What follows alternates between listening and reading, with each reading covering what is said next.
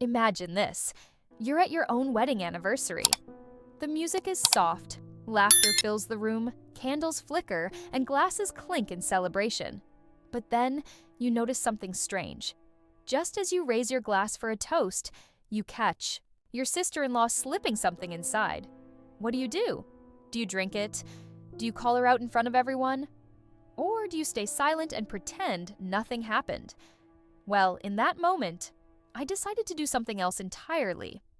I calmly switched the glasses. What happened next changed everything about my family, my marriage, and how I saw the people closest to me. The evening had started beautifully. My wife and I had been preparing for weeks. We wanted it to be intimate but memorable. Family members filled the room, close friends surrounded us, and the smell of delicious food filled the air. The decorations were simple but elegant. Rose petals on the table, warm golden lights strung across the walls, and soft music playing in the background. From the outside, it looked perfect. But for me, there was always a little shadow in the room, and that shadow was my sister-in-law, Maya. Since the day I met her, she never seemed to accept me. I tried to be respectful, polite, and even generous. But she always gave me this cold energy. At first, I thought she was just protective of her sister, but over the years, I realized it was more than that. That night, as the room glowed with joy, I noticed her eyes watching me, and not in a way a family member should. It felt calculated, like she was waiting for the right moment to do something. The moment of truth came when it was time for the toast. Everyone gathered, glasses were being filled, and all eyes turned to me. I stood tall, ready to speak. That's when I saw it. Maya leaned forward, quick and smooth, her hand moving toward my glass. Something tiny dropped in, dissolved instantly, and she sat back as if nothing had happened. My blood ran cold. I wanted to freeze, but I couldn't. Nobody else noticed. They were too busy smiling, chatting, raising their glasses. My mind raced. What did she just do? Was it poison? Medicine? Something to embarrass me? I didn't have time to figure it out. So I made a decision. With a calm hand, I reached for her glass instead, smoothly switching mine with hers. Nobody saw, nobody suspected a thing. And then I smiled, lifted the glass high, and gave my toast like nothing had happened. But deep inside, I was waiting to see what would unfold. The first few minutes were normal. Everyone drank, laughed, and clapped after my speech. Maya even smiled, almost like she was satisfied with something. But then, her expression began to shift. She placed her glass down, her fingers trembling. Her face slowly lost its color, and she looked uneasy. At first, she tried to hide it, adjusting herself in her chair, pretending everything was fine. But I was watching her closely. My heart pounded as I thought, what did she put in that glass? What's happening to her now? Soon, my wife noticed. She touched Maya's arm. "Are you okay?" she asked, her voice filled with worry. Maya tried to speak, but her words came out shaky. Within minutes, the entire table noticed. Concern spread, whispers filled the room, and Maya's condition grew worse. I stood silently, torn between rushing to her side like the others, or confessing what really happened.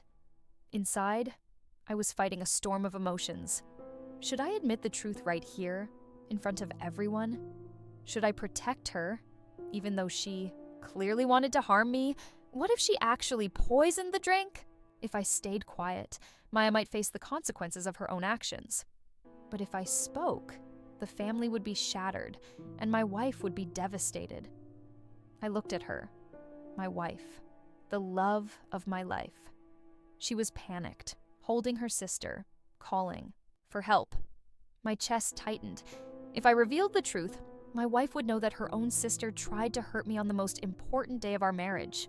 But if I stayed silent, I would carry this heavy secret forever.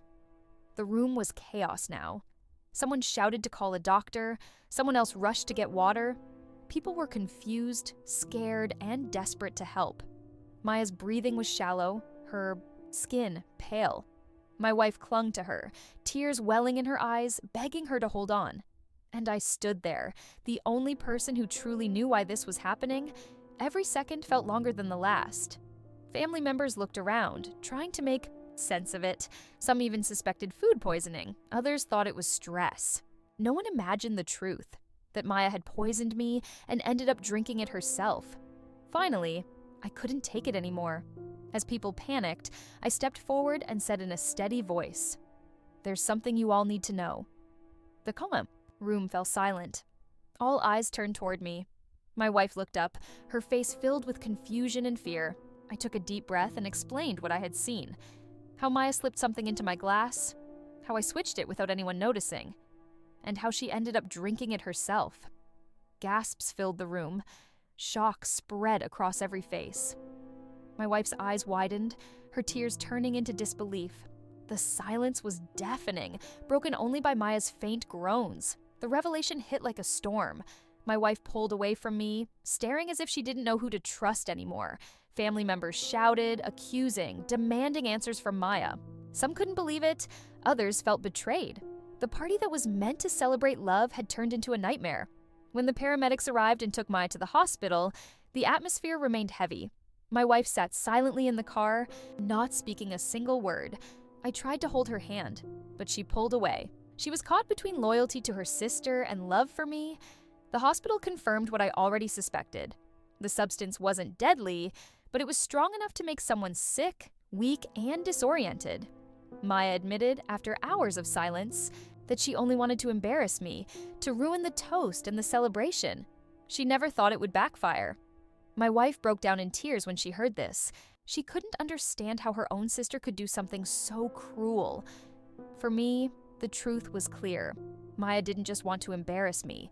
She wanted to humiliate me in front of everyone and destroy the bond between my wife and me. In the days that followed, my marriage went through one of its hardest tests. Trust was shaken, not because of what I did, but because of what Maya revealed about herself. My wife struggled, torn between love for me and blood ties to her sister. But in the end, she saw the truth. She realized I had protected myself, but, more importantly, I had protected her from a painful reality that night. Maya eventually distanced herself from us, and though the family tried to heal, things were never quite the same. That anniversary, instead of being remembered for celebration, became the night we uncovered betrayal. And yet, it also became a reminder that sometimes the closest people can hurt you, but the choices you make in those moments define who you are. So if you ever find yourself in a moment where trust is broken and betrayal stares you in the face, remember this: the truth will always come out, no matter how hard someone tries to hide it. And when it does, it changes everything.